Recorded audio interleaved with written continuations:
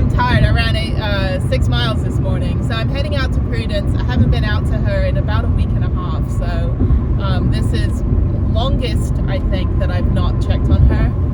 It's been over 100 degrees, so I'm pretty sure my little dehumidifier is filled up, which is fine. I do have a fan running. Again, I'll do a whole video on climate control and stuff like that. It's about 93 right now, so I think what I'm going to do is go take everything I have to the van, including the battery, the new battery, the Bougie RV, and then I'm going to go for a drive. I'm going to check the tires because my tires were a little low when I was up in high altitude, so hopefully they're not flat. So we'll see. Otherwise I'll be spending the day getting new tires put on. Thankfully I have AAA, which will tow me up to 100 miles, and I have Geico, which will tow me up to 100 miles. So anyway, so I'm going to just go out about 10 minutes away from where she lives, and I'm going to then go up to a place called Bellville. They have a castle. It's called Newman's Castle, and it's called Newman's Castle, and the guy that owns it, Mike Newman, I think his name is, he does personal tours every day at 10:30 a.m. So I just read about this yesterday. I knew about it because it was on some other people's channels.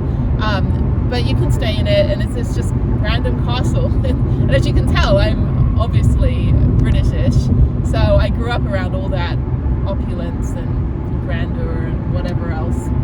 Everything was old and dusty, but we used to go to like national, heritage sites in the UK, and we used to play hide and seek around castles and Roman ruins and stuff, not realizing that they were like thousands of years old. So I did contact him, and he gave me his number, and he's like, hey, because obviously it's 11 o'clock, I've missed the tour, and I'm like an hour and a half away from Bellville. But it's supposed to be a cute little town. It's very hot today. So they have a bakery, they've got a jail museum, which might be interesting.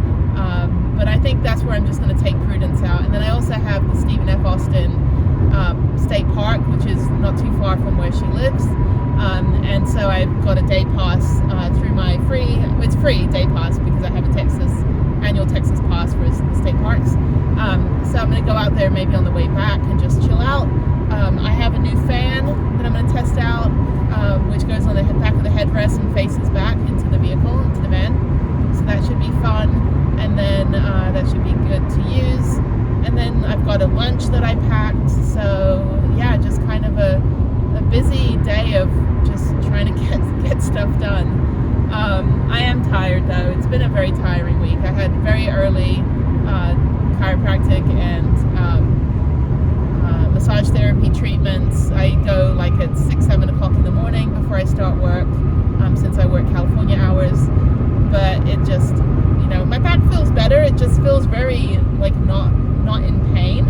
So I guess I have to get used to like being okay without pain, because I kind of expect, I have this weird, not anxiety, but just weird thing where I think it's going to be painful, and it's like, and I'm like, oh, I woke up and I wasn't stiff as a board this morning. How weird. It's such a weird feeling to like be okay in the morning. So anyway, so I'm almost there. There's all the RV business, like the RV sales, and all the, wow, tons and tons of factory built Sprinters for sale. Those are about $100,000. But you can build one for like $4.99 if you do it yourself. A lot of IKEA hacks. Went to IKEA last night. A lot of IKEA hacks, a lot of duct tape, a lot of glue, and hope for the best. So yeah, Prudence was built on a very, very, very minimal budget. And the amount of money you can save on not having to have hotels is pretty phenomenal. And the amount of money of not eating out because you just bring your own food and can cook. And then also not having to pay for electricity in the van because you've got solar.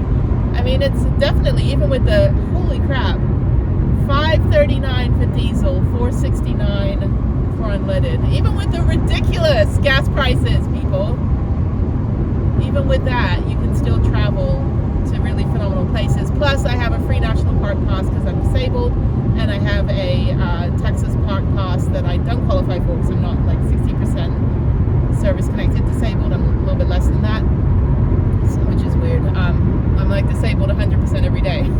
So say that I'm not disabled enough to get the free Texas pass. So I pay $70 a year, but it pays for itself once you go to some of the bigger state parks. I also get discounts on camping and things. I've been able to stay in national parks for $5, $10 at the campgrounds. So this next trip that's coming up in a couple weeks is to the Smoky Mountains, check off another state park, and then visit some friends. So that's going to be a quick in and out trip on 4th of July. So it's good. It's a little concerning to be traveling in the south in July, but Smoky Mountains is in the mountains, so it's a little bit cooler. It won't be as humid, I think, as Texas, as Houston. It's just muggy. It feels like if you stand behind an exhaust pipe and breathe, that's what the air in Houston feels like. But I can go to Florida in the humidity where everything's just kind of damp and I'm fine. Or I can go to, like, you know, Indiana, Kentucky, and those places feel fine for the humidity. But Texas is basically a swamp. So other than that, it's weird, people broke down. I'm like, what happened to that man? So anyway, so I am, so I'm just gonna go head out and do that stuff. So it'll be a nice drive. It's a beautiful day, a little cloudy, so I don't know how my solar will function, but I have a 100% charged up battery back there, 1100 watts, I think 1200 watts total, full power. So we're good. I had no jackery today. This is the first time in my van without my jackery. That's weird. So I'm just going to keep that as like super emergency backup. I am done with the 500 watt jackery. No, thank you. So that's it. That's my random musings for the day. I need to use the restroom that's not in my van or in the back seat right here. It's like right here. There's my toilet. And then I need to get something cold, like a smoothie or something, and then go get Prudence, and then just head up about an hour. It's less than an hour from here, maybe 40 minutes from here is Bellville, not Bellevue, Bellville, and yeah, it should be fun. So just an easy day of just doing some work. I've got some projects to work on, which I might do later in the day when I'm at the state park, but just some things to glue on and put up. So yeah, okay, I'm here.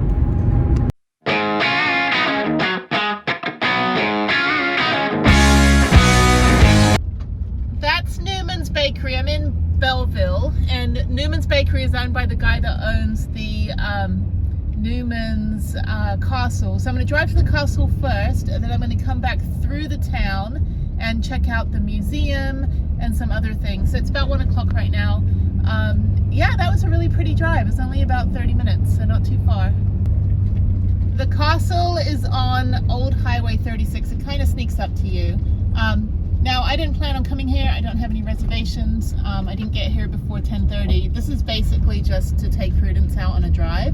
And it's super pretty. They got little ranches, ranches, as you Americans say. Actually, I'm American. Anyway, but the accent just won't go away.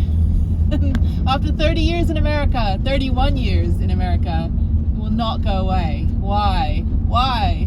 I think like when you're 12 or 13, that's like the point of no return, like pretty much when you're a teenager, which is weird because my parents are American, and I was around Americans for 31 out of the 43 years I've been on this planet, and yet still I sound like I'm from North London. Anyway, it's a very pretty drive, so I'm just going to drive up this road and just check it out, and I'll come back another day when I actually have reservations, when I plan to come out here, maybe during the week. If there's a day off that I have, I can come out here in the morning. It's actually, it's really cool. So it's at 10:30, you meet at the bakery in the town, and then you drive 5 miles up the road, and then they provide lunch. You get to eat lunch in the castle. So this is super cool. So I've wanted to come here for quite a while, but it was always kind of out of the way.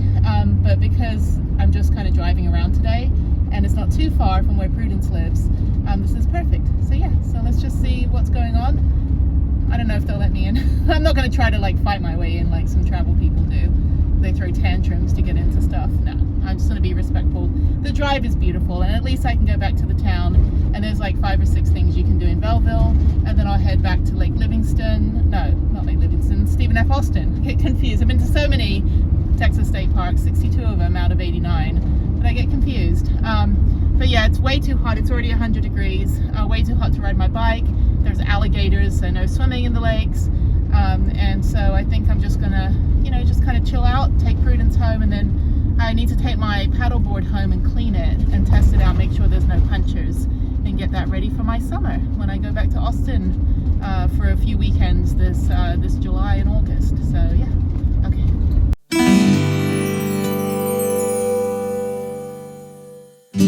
So this is something I also do research on, is logistics, like are roads good, are permits required, things like that. You know, there's people that do like, you know, the top 10 things on TripAdvisor and basically write Google reviews about locals, but you know, and then say they're travel writers. But for me, it's like a lot of it is the stuff you don't find on the internet. So this is where it's telling me to turn. I'm not going to go in because I don't have a reservation, and it does say no trespassing.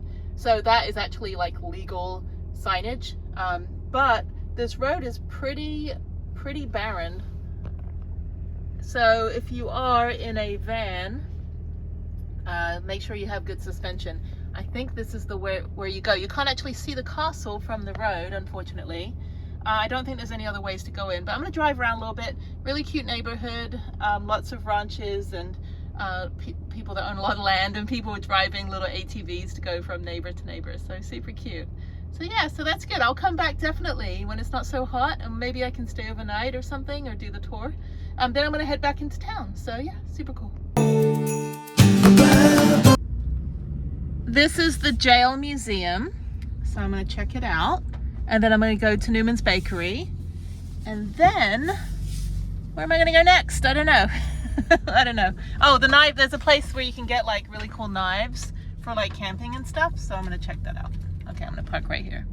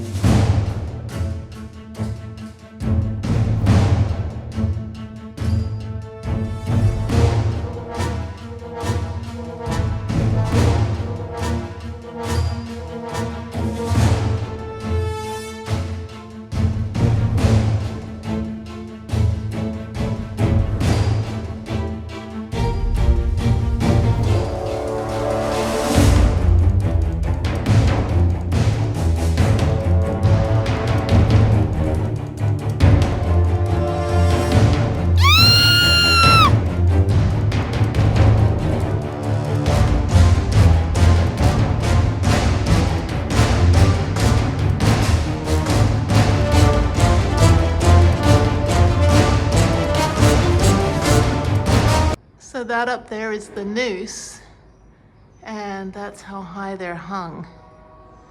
That's crazy. That's terrifying. So, can't go up there. Oh my God. This is like super eerie. This has been in existence up until 1982. And I can tell you right now, it is very, very hot and humid. And the windows are open, and there's Prudence. I just want to go home. I'm just like, let me out of here. Oh, this is crazy. Yeah. Don't break the law. Oh my God. Ugh, it's just nasty. At least there's a toilet. Oh my God. Could not imagine living here.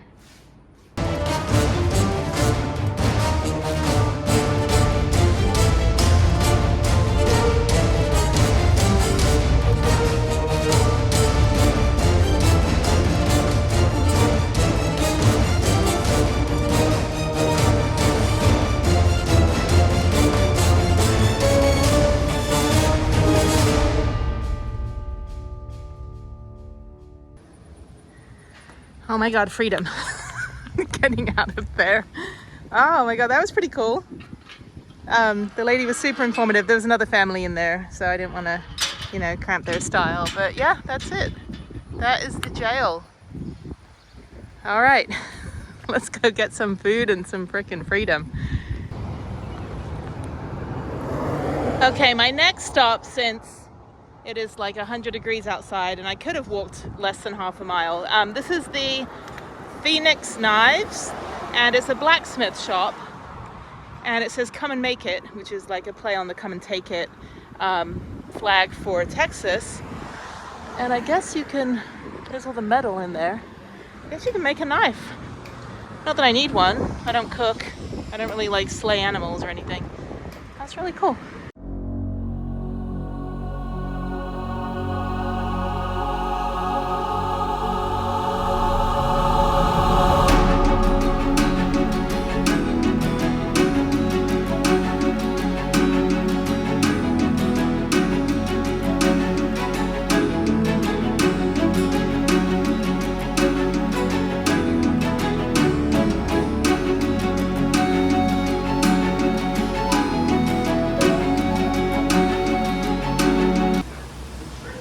One-day class, we make this, what we call the zombie apocalypse knife. I've been training for the zombie apocalypse. I've been running in trails and so woods. It only takes one day because you're forging out the blade and you tie the handle on. If we're doing a handle like one of these, it's a 4-day class. And they're not necessarily 4 days in a row. It's a day this week or 2 days this week, 2 days next week. But you walk away, you make your sheath for it as well. You tie the Turk's head knot, and the red that's underneath is an underlay. These are glued to the blade, so that when this goes into the sheath, so it's not coming out of it. Right. So that's real good in the bush. The other thing is you're going to tie this removable exterior. So if you get out, you blow a shoelace, or you need a tourniquet, you want to tie something up in a tree, you untie this. That's the paracord. Yeah, I've got like the bracelet version. So you have 10 feet of usable paracord here that you can replace later on, or whatever if you need it. But that's our 1-day class. That's really cool. We had probably 68 people that had been on Forged in Fire, and was it 27 champions? People just want, you know, their own little marker or whatever. So these will be branded in the cattle. The standing, there's brands burned into the wall, not just in the little wood. We'll spray that yet. That's so cool. But, and then of course we have the dyed colors. This is, let's see, a box elder. So once it's finished, you'll get all those different purples and blues and super pretty. The chapel. Then the large tower in the back is a bell tower. It has 4 large bells, up to 1,200 pounds. Oh wow. I keep asking people if they ring them. Let's say they don't ring. When I was there, I'd always make sure that you could ring the bells. Ropes go all the way down through to the first floor where you can just pull and ring the bells. He doesn't have a very good maintenance person there right now. Then you had the keep, which is this area here, where the king would keep his family, keep his jewels, because everything's surrounded by the walls. The exterior walls cover a full 1/4 acre, and it's completely surrounded by a moat. The moat has bass, catfish. No alligators. No alligators, but he does have a big white Irish wolfhound. Okay. That sometimes swims in the water. I call her my big albino alligator because when she swims through the water, she does like this. This front area here is a sitting room. This is another kitchen area. This is just a dining room here. But the kitchen area, then there's a dining area here. This tower, it has a picnic table on the first floor, has hanging bunk beds on the second floor. So kids like to go out there and just swing on the bunk beds. And then once you get past this chimney there, which is the fireplace and the sitting area, you get into the king's quarters. And this tower in the very back is his bathtub room. It's a squirrel cage. You climb up the little ladder, get in there, and walk toward the castle, and it raises the drawbridge. So you walk in it like a hamster? Yes, it is a hamster. Okay, that's a full-on like drawbridge right there. Yes, it is. Oh wow.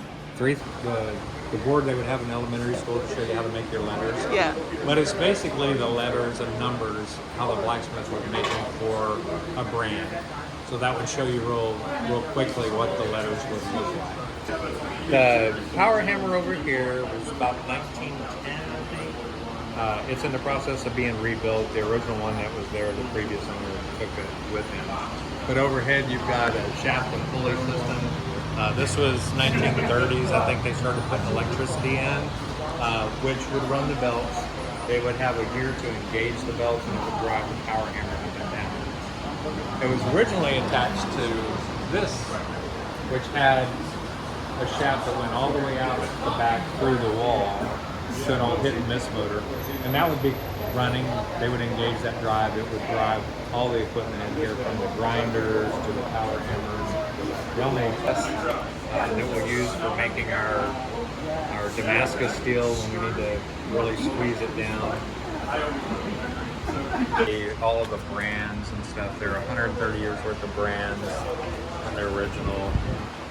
Hopefully you can get some light on that. We keep it kind of dark over here. It's kind of hard to see. Yeah, I can see it. It's really cool. They would come in to pick it up. He would burn it into the wall to show them it's got a nice even burn. Okay. It also gave you a registry of the ones that you had done. And people would come in and say, oh, you did so-and-so's brand. So it was a status thing. But this pull forge here is powered by hand crane. So we crank air into the fire there. You can see sparks coming out. That air is going to raise that temp up to that 3,300 degrees. 3,300? 3,300. Celsius or Fahrenheit? Fahrenheit. Fahrenheit. Okay. Yeah. Celsius, We probably I'm not that good at melt math. the planet, yeah. You would put a piece of steel down here, step on that. But you're usually holding it, but you would set it in there and then you can hammer it down. Oh, okay. It's very heavy. Powered by what we call a grand bellows. We pull down on this, it pulls this lower section up, it forces air into the upper chamber. And then the upper chamber blows it out very slowly. You can see that air coming out here. You get about a 20 to 25 second burn. It blows air out, feeds air into that fire. So we have a lot of specialty tools, different types of hammers, different types of tones for different things. We have what we call striking tools, which is lay down and hit from the top. But typically you're going to have someone else hitting it for you. So as a blacksmith, you would generally have an apprentice. They would start work when they were about 10 years old, and they would live with you. Huh. Their first year, they would go. You send them for tools. It teaches them what the different hammers are called, what the different tongs are called. These are a wolf jaw. And we have a V-bit. And you learn your different tools of the trade. Then for the next 9 to 10 years, you're what we call a striker. You're going to be the hammer guy. So the blacksmith is going to hold things with the tongs. He's going to take that piece of metal out of the fire, bring it over here, and he's going to hold it, and he's going to say strike, and he'll tell you, where to strike. So you're learning how to move the different types of metal. You're going to do that for, like I said, 10 years. After that, then you become a journeyman. You start actually making some money for the blacksmith. So at that stage, you start making your tools. You're going to make all your own tools, your hammers, your tongs, all of that stuff. This is going to go on for another 6-7 years. You start earning them money. You're still learning more and more.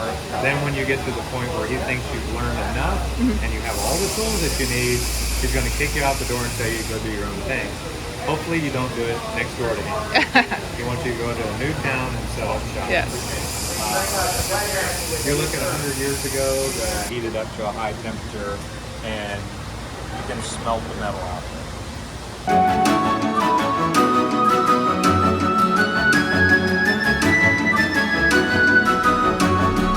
Heat it up in the fire, and then you hammer it out into 1 of 4 tip shapes. We take it back on the grinder. And that's what those are over there? That's what those are over there.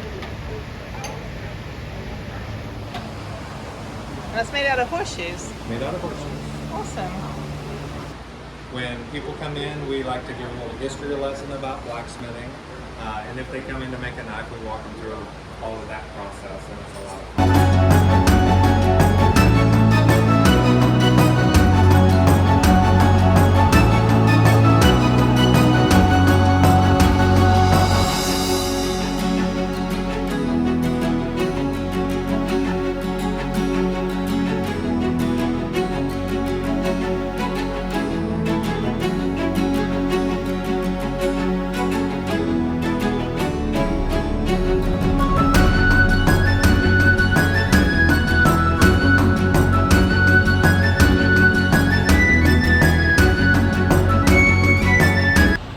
It has the phoenix head rising out of the flame.